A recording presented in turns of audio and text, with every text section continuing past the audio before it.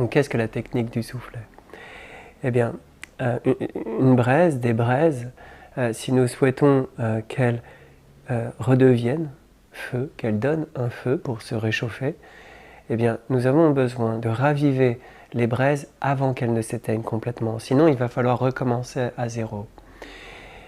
Eh bien, de la même manière, quand nous méditons, quand nous apprenons tout d'abord à calmer notre esprit, puis à le transformer en une expérience agréable, donc un ressenti agréable.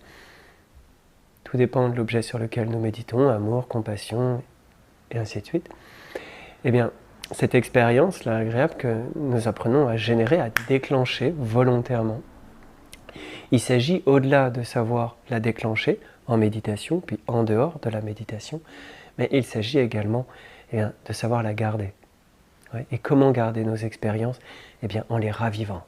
Avant de perdre notre objet de méditation, avant de perdre cette expérience de calme, parce que nous la perdons du fait d'être distrait, par exemple, de penser, de continuer à penser à autre chose, eh bien, juste restons vigilants et pensons à cette technique du soufflet, juste de raviver en fait, juste de raviver notre objet de méditation.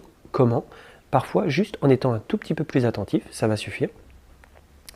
Et s'il y a des distractions, eh bien, essayons de les lâcher, d'accord? Essayons de les laisser se dissiper, en revenant sur le souffle 2, 3, 4, 5 secondes si nécessaire. Et puis ravivons les flammes de notre objet de méditation en repassant par la contemplation.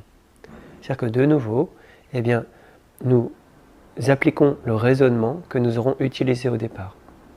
C'est-à-dire qu'au cours d'une séance de méditation, en fait, il y a une multitude de mini-séances. C'est-à-dire qu'on s'entraîne, on s'entraîne.